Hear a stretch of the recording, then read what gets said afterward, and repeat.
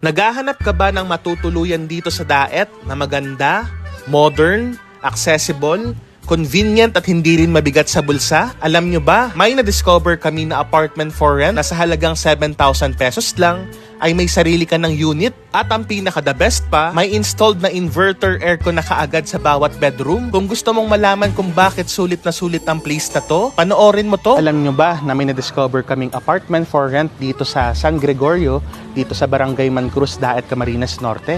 Ito yung JS Cabo. So ngayon, tignan natin kung ano bang itsura ng kanilang mga units. So let's go guys. Welcome to JS Cabo Apartment, located sa San Gregorio, Barangay Mancruz, Daet, Camarines Norte. Isa itong 3-story modern apartment building na may 11 units na iba-iba ang size, design at layout. Parang condo style ang dating. Kaya perfect para sa mga naghahanap ng bagong lilipatan, mga students, couples, o kahit small family. Pagdating pa lang namin, ramdam na agad yung good vibe dahil sakto.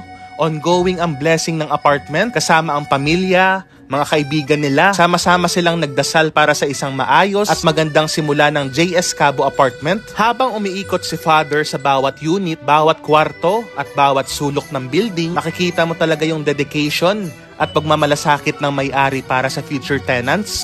So guys, kung mapapansin nyo, napakalawak ng space ng kanilang parking.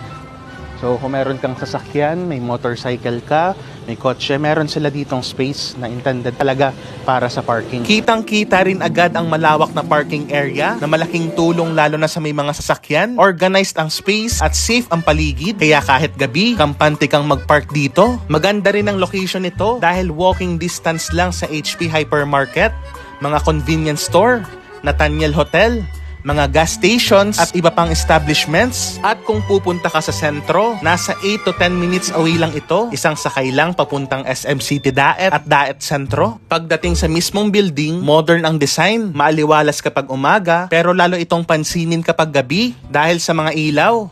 Litaw na litaw ang structure at sa drone shots pa lang namin, makikita mo kung gaano ka eye-catching ang buong building kapag gabi. Ang maganda pa rito, may security door at CCTV kaya secured ang lugar. May hallway sa second floor at pressurized water system din ang gamit dito kaya malakas ang water pressure.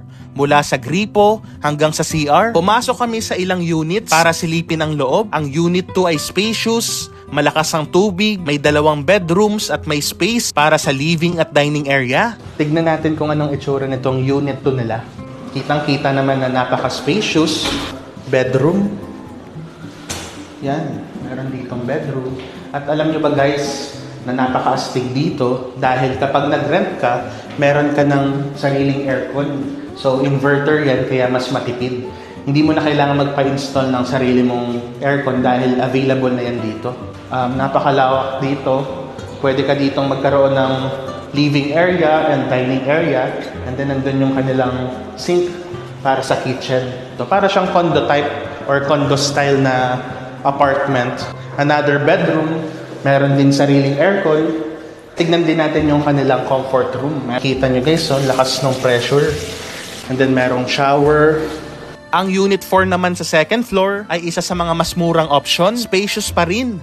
Good for couples o soloista. Ngayon, tignan natin yung kanilang Unit 4. Palitan namin, sobrang mura daw nung kanilang rates dito sa Unit 4. So, kung makikita nyo, spacious dito. Dito yung kanilang sink para sa inyong kitchen.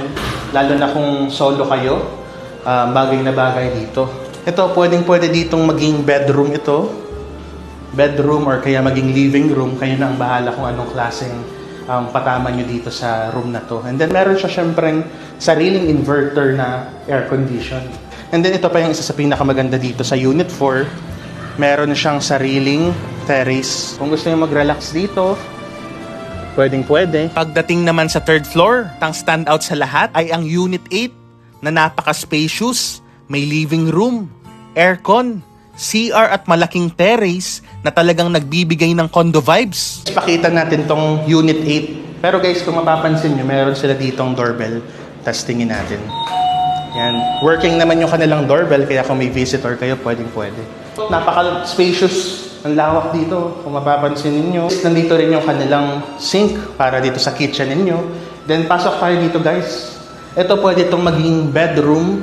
Pwede rin siyang maging living area. So kayo na ang bahala kung ano yung gusto nyong style. Meron sila ditong restroom or yung kanilang comfort room. Merong sariling shower. Punta tayo dito sa kanilang terrace. Yung napakalawak na tong terrace.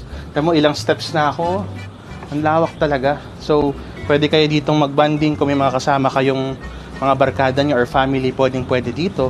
At eto pa, ready na rin ang mga units para sa installation ng washing machine. At kasama na ang window type inverter aircon sa bawat bedroom. Meron din silang short term na 6 months, long term at renewable contract sila. Kaya flexible kung temporary o pang matagalan ng stay na hinahanap mo. Perfect ang mga units para sa mga families, couples o newlyweds, students, solo renters o working professionals. Ang presyo ay nagsisimula sa 7,000 pesos hanggang 13,000 pesos depende sa laki at layout ng unit. Kung nagpaplano kang lumipat at gusto mo ng modern, accessible at budget-friendly na matutuluyan dito sa Daet, baka ito na ang bagong hinahanap mo.